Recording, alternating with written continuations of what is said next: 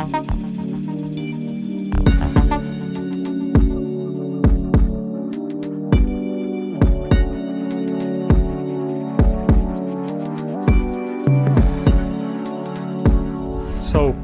my name is Kristijan, and today I will be talking about how I have fun at work with result builders. So, let's start. First, I'm going to tell you a story how I fell in love into result builders. Oh, I should speak up, sorry. So first I'm going to tell you a story how I fell in love into result builders. So the origin story began around that time when Swift introduced Swift UI, and we were all like 2 minimum iOS versions away from using it. And yeah, the story goes like this. So once upon a time, there was this placeholder view that required drastic design changes. For those fellow developers who don't see the difference between those two screens like me, here's a hint. There is some extra paragraph spacing right here. And yeah, it seems like an easy task. I just need to replace a text on the label with an attributed string, and that's pretty much it. But that was not the case, since we didn't have at that moment in time a unified implementation of our placeholder view, so which meant that I need to go through entire app and deal with it case by case. And if you ask me, that are like the core ingredients to make this task, well, extremely boring. But you know, it is what it is. So I started by implementing my attributed string. Not this one exactly, but it will still get my point across. This, at least to me again, is extremely repulsive, and no one should write this code in 2023. So I was like extremely demotivated to finish this task, and I was like done with it. And I had two choices in front of me. The first one was I'm going to push through it and get rid of this task as soon as possible, or I'm going to procrastinate. And guess which one I chose. So around 3 videos on the YouTube a corner of my eye caught a suggestion with a title Resolve Builders. And then it hit me. So I am building an attributed string. So I must be able to use somehow an a resolve builder.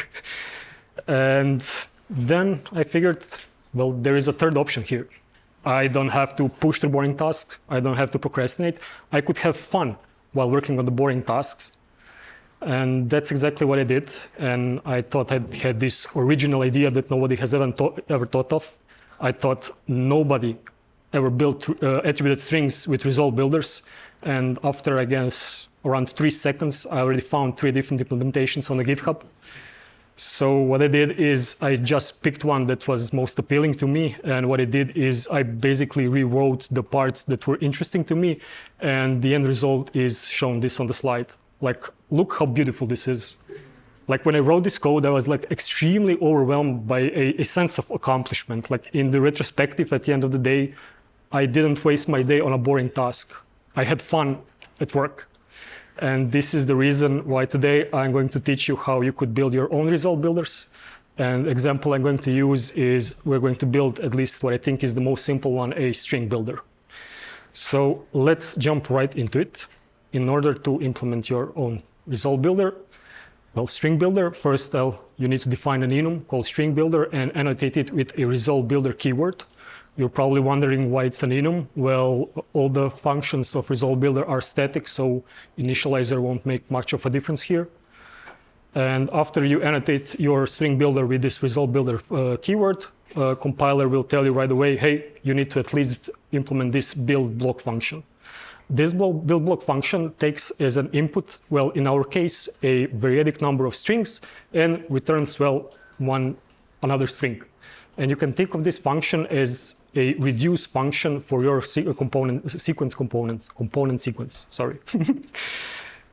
And after we implement this build block function, for example, here I just concatenated all the strings. We can right away start implementing right away start using our string builder. For example, on the left side of the slide, you can see how I already used it to build this extremely simple string of 3 components. And on the left side, you could see that how it works behind the curtains. So the compiler will call this build block function with those arguments. But more often than not, building something is not this straightforward. There are often some conditions, constraints, maybe some sequences are required to build this result. So we need to expand our result builder with some other functionalities. First one we're going to add is support for the if statement. And we can do that by implementing this build optional function that takes as an input argument optional of, in our case, a string and returns a string that's going to be used in the build block function. In our case, I'm just returning the string if it's not nil. Otherwise, I'm just returning an empty string since it will make a difference when it's concatenated. And after we implemented this function, we could, well, use it like here shown on the slide. Maybe a question for the audience here. How many blocks do you think there is? Blocks. Yeah, how many build block functions are called? Well, how many blocks are there? Anyone? Be brave. Except you know the answer.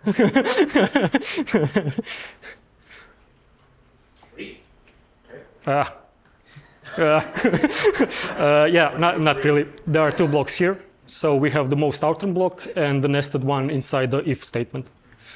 And let's see how this works behind the curtain and why there are two calls of the build block function.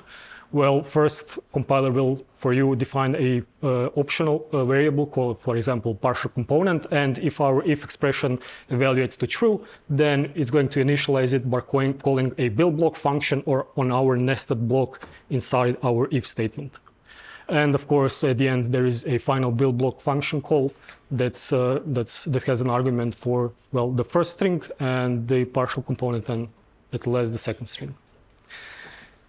Next, what we are going to add is support for if-else statements. So before we weren't able to write if-else blocks, just the if. Now with these two functions, build either first and build either second, we can enable that. By implementing those two functions, you're also going to add a support for the switch statement too. To be honest, in all the cases I was working with result builders, my implementation was that simple for those two functions. And I'm yet to find myself in a scenario where I need something else because those two functions are called multiple times and it's a bit hard to wrap your head around the fact that a full binary tree is being executed. So yeah, good luck if you need something else. So after we implemented those two functions, besides the switch statement, we could also write if-else blocks like showed here on the slide. Next, what if we want to, for example, build something from the sequence of components? To enable that, we are going to implement a build array function that as an input argument takes an array where, in our case, of strings and returns another string. And you can think of this function, well, as again, a reducer for elements in this array. And in our case, we are just going to delegate this to our build block function, which will just join or concatenate those strings. After we implemented this support for, we can now write our for in loops like shown here. Another question for the audience, how many blocks are here now? Like how many calls to build block function are being done? 12. Repeat? 12. 11. Nice. So what's happening here behind the curtain is where we have our for loop. And for each iteration, a new block is created and evaluated and just basically appended to the partial components. And you can see here that our build array function is being called and at the end, the final evaluation of the most outer block. But what if we want to build our strings with not just strings? We want to include other types as well. To do that, we need to implement build expression function. Like, for example, this one here, right here, I added a support that besides using the string types, I could also use, well, some type. And you can notice that I also implemented this function here that takes as an input argument a string. And the reason why I did that is as soon as you add this function, you are going to lose the one that's basically synthesized by the compiler automatically from your build block function, because it can figure out that you only have one build block function that takes strings. so it knows to create your build expression function for it. You can basically think of this function as a map function that just takes some type that you want to support and you map it into, well, in our case, a string. This third one is just an example that you could also write as generic build expression functions. Like, for example, here I added support for row representable where the row value is of type string. After we did that, well, now we can include, for example, some type when building our string. Next function doesn't really make sense for the string builder, but yeah, I still need to show it to you. This function is called build final result. And what basically it does is it changes completely the final type of the result. You can think of this function as a map function that takes a value of the most outer block you have, so the final result, and it maps it. For example, in my example, I wanted my string builder to actually count how many characters I have in a string, and in the function below, you could hear that my return type is no longer string, now it's an integer. And yeah, these two functions, build partial block first and the one with the accumulated the next arguments, I'm just going to honorably mention them because those two functions deserve a talk for themselves. But long story short, those functions were added a bit later in another proposal, and idea behind those two is, well, to remove potentially in the future the limitation of Swift UI with only 10 views in a single block. If you see me with a beer later on and want to discuss this more a bit further, you can ask me. And this is it. This is now our string builder. I changed it a bit. I just changed the type in the build block function to just broaden the horizon of the types we are supporting right out of the box. And look how easy it is. With the few lines of code, you could declaratively build your strings. And now let's go into examples how I, well, had fun at work. First result builder I implemented was the data builder. A bit of a background here. I am working on a project that's quite Bluetooth heavy, so I'm often working with raw data that's more often than not, it's not human readable. So how I decided to tackle this is I created a protocol called data representable, well, that just describes something that has data. And I implemented few different derived types here. For example, this padding that will just repeat some byte any number of times. For example, this byte one that just accepts one unsigned integer of size 8 and 2 bytes creatively named that accepts a unsigned integer of size 16 here. You're probably wondering what are those type aliases here, where, well, that's a really extremely low effort way of implementing your own domain specific language, like you're going to see I'm using in the next slide. Well, after this one. How this result builder looks like, well, I have 4 different build expression functions, one that accepts data because I'm building data, 2 other that support 2 different types of integer, and finally my data representable one. And our build block function is extremely easy. It's just a reduce function that, well, concatenates the byte arrays into a single one. And how this looks in action, in this example here, I am building a data that's, well, not human readable. It doesn't carry any information about itself on its own. But with this domain specific language, I can see, hey, I'm using some padding here. I didn't explain what PAN ID is and the network address. Well, if you are working in the IoT, you maybe heard about the Zigbee. That's a trigger word on that side. And yes, this is, well, at least to me, quite like when I compare this code to the specification we get from the client, we can basically read the specification right from the code. Next example is called advertisement data builder. For those who didn't work with the Bluetooth, what advertisement data is, well, that's the data that are nearby Bluetooth devices advertising with. And how does that data look like? Well, it's not actually a data. It's a dictionary that has a key of type string and value of type any. So yeah, anything can be expected. And how I implemented my builder here is I added a protocol called advertisement data item that describes something that has a key of, well, type string and the value of type any. And again, I have some derived types of this protocol. For example, this core Bluetooth local name, manufacturer data, service data. Those ugly long string constants are coming from the world of the core Bluetooth. And one fun thing you could also notice here is that most of my initializers also take another resolve builder as an input. For example, for building manufacturer data, I am building it using the data builder. And this is how the implementation of the resolve builder looks like. It's that simple. And that's why I call this presentation over engineering. What you're seeing right now is basically a glorified dictionary builder. And how it looks like in action. In this example here, I am building, well, at least in the production, quite complex advertisements data that consists, for example, of the core Bluetooth local name. Here I am building core Bluetooth service data by using a data builder. And here, well, those two items are of type unsigned integer 8. And finally, I'm building core Bluetooth manufacturer data like I showed you in the data builder example with my domain-specific language. Again, I'm going to stop here for a second just so you could admire how beautiful this looks. And the final result builder I'm going to show you is a bit controversial because it comes with a manual. And the idea for this result builder was born in a great mind of a dear colleague of mine, Martin, who is not here right now, but I still wanted to mention him because, yeah, he thought of it.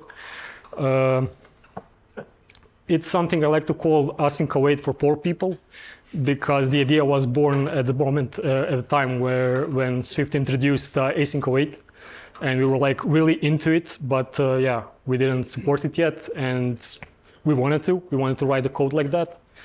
So our project was extremely Rx Swift heavy. I'm not sure how many of you know what Rx Swift is, but yeah, it's a reactive library. Maybe if you prefer for combine or something like that, but basically it's similar but better.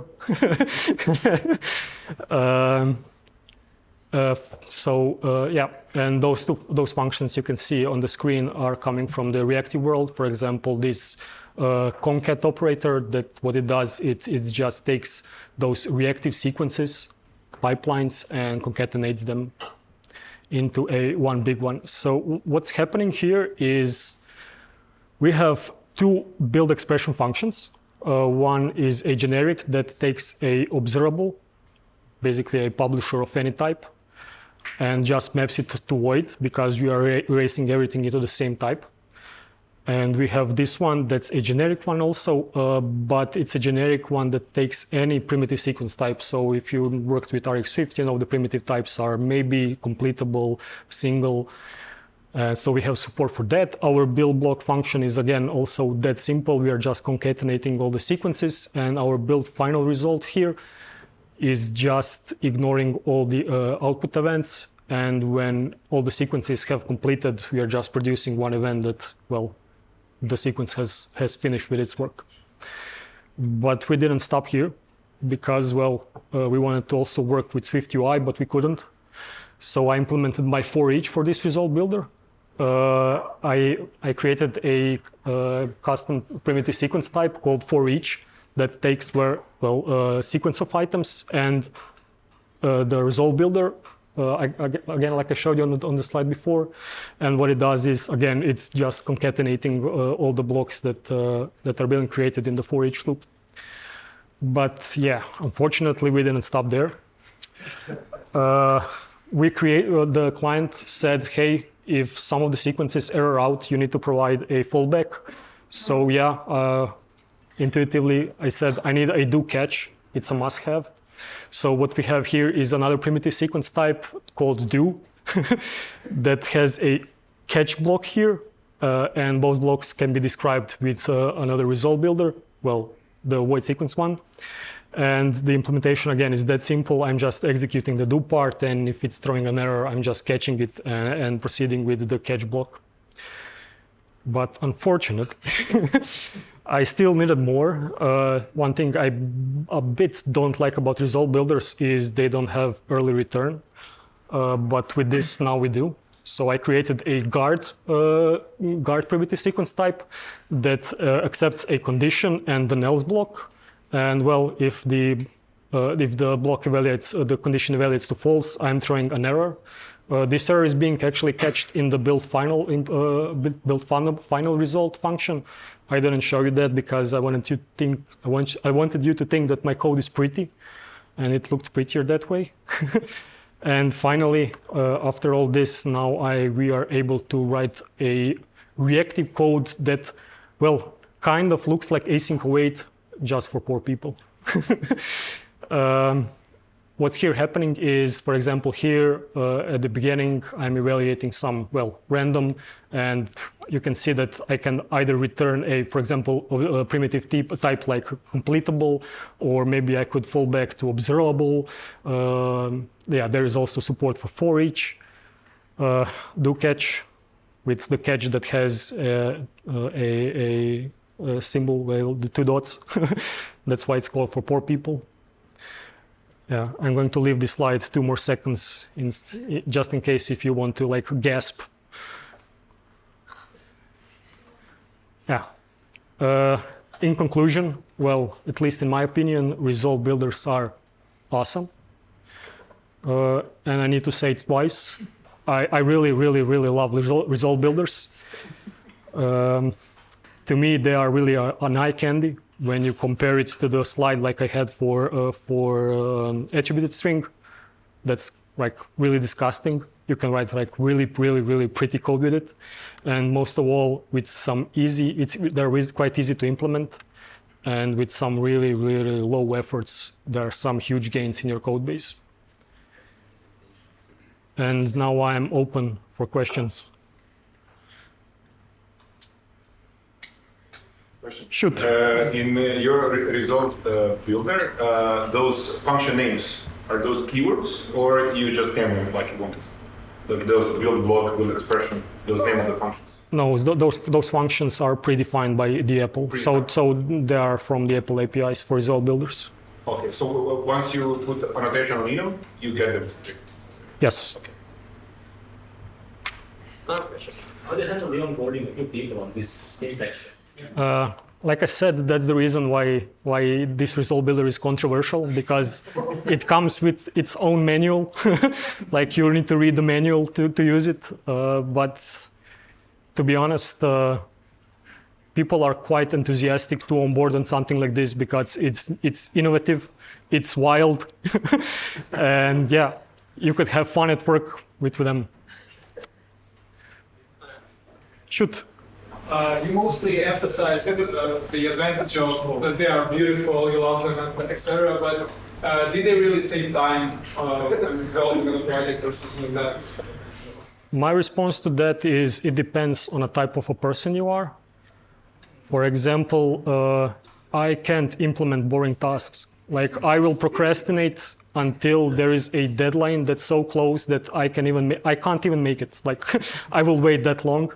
So in my case, by over-engineering and using result builders, I am able to finish my tasks quicker because, well, I have fun along the way.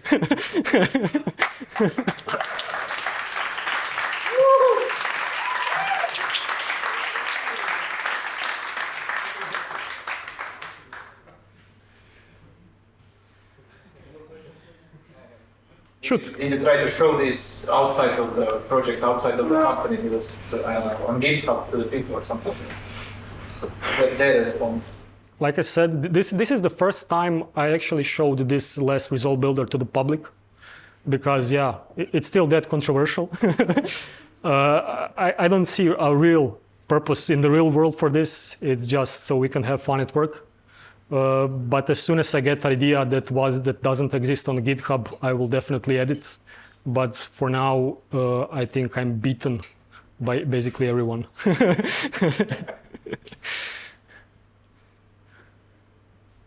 Any other questions? You don't want to concatenate your RX Swift code? Okay, then that's it from me.